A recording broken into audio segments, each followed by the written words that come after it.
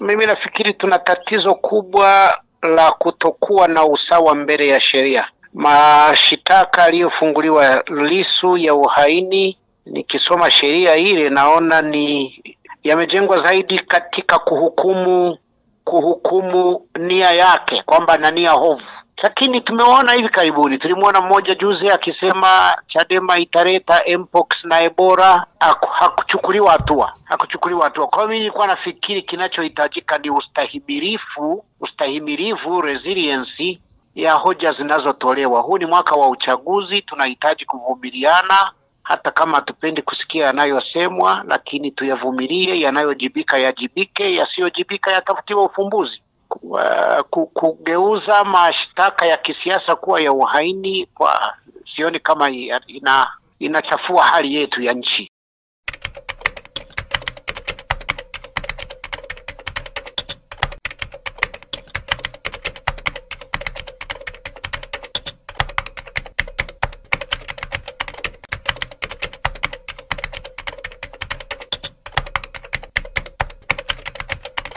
Ninafikiri ni yote mawili.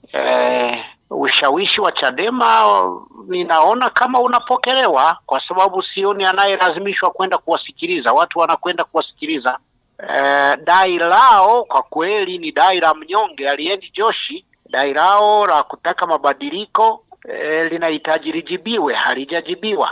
Kwa hiyo tunaingia katika hatua ya pili. Sioni utayari upande wa serikali kujibu hoja za hawa wanaozungumza. Ninatamani tujenge taifa linalozungumza zaidi kuliko kutunishiana misuli na kupigana mabomu na nini. Hiyo sio sawa kwa taifa letu.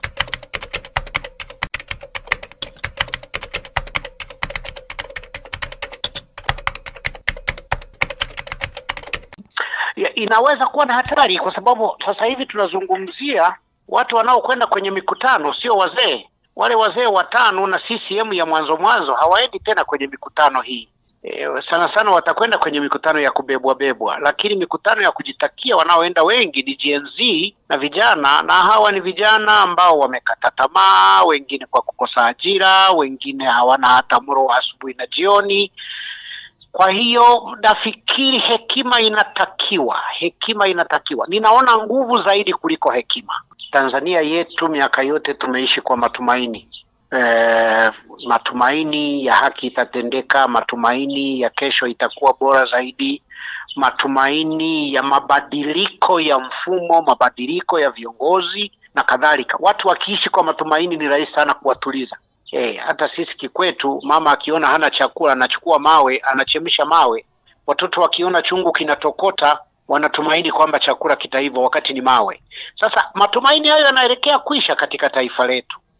Rushwa inaongezeka, ulevi wa pombe na madawa ya kulevya vinaongezeka, kukata tamaa kunaongezeka, kukosa ajira kunaongezeka. Hivi viashiria vinahitaji kutunzwa kwa hekima, sio kwa mabomu.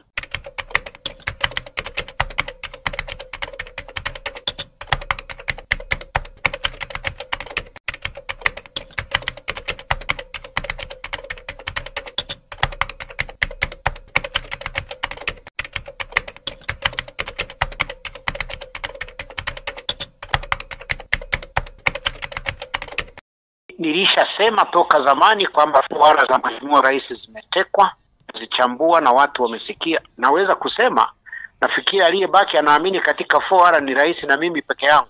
Wengi wanacheka wakisikia nazungumzia habari ya fuara. Walioteka wanacheka.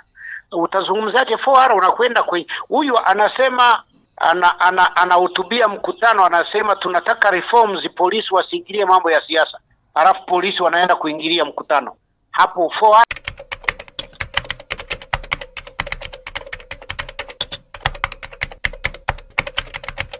linahitaji mjadala mrefu kuliko sekunde ulizonipa katika kunihoji. Watekaji wapo, ni wasiotaka mabadiliko, wanaonufaika na mfumo uliopo. Tunapozungumzia habari ya rushwa, wanaonufaika na rushwa sio watu maskini, ni watu wenye madaraka. Tunapozungumzia habari ya ulevi wa viroba, wanaonufaika sio wanywaji, ni wanaotengeneza viroba. Tunapozungumzia habari ya kukosa ajira, wanaonufaika ni walio kwenye ajira kuliko wanaotafuta ajira. Kwa hiyo hao ndio wameteka 4R.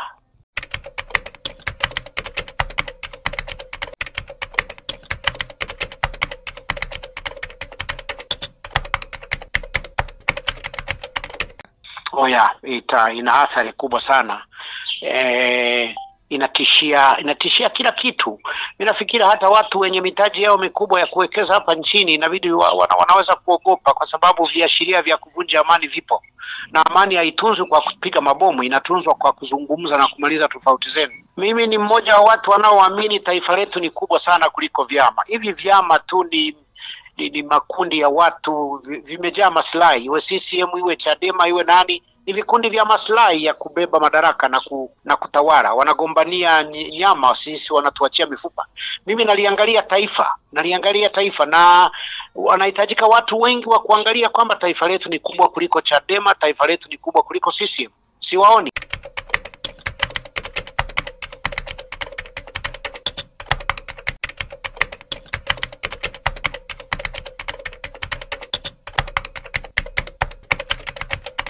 Ni utawala wa sheria. La pili ni muhimili wa bunge linalojitegemea, mahakama inayojitegemea, taasisi zenye nguvu zinazojitegemea zinahitaji kujengwa na kuimarishwa na kuhakikisha kwamba haziingiliani. Sasa hivi hapa tuna mihimili inapigana vikumbo, kila mmoja anatembea na bakuli, na hii sio sawa. Labda ni theory ngumu kidogo sana kuieleza kwa interview fupi namna hii. Kinachotakiwa kufanyika ni kurudi mezani. Rudisheni mabomu store, rudisheni silaha store, rudisheni virungu store, kaa mezani. Mambo ya kisiasa yamalizwe kisiasa. Mambo ya kisiasa hawezi kumalizwa kisheria. Na wasi watawala wetu na wanasiasa warudi mezani, wazungumze. Mazungumzo. Kwa nini wanakwepa mazungumzo?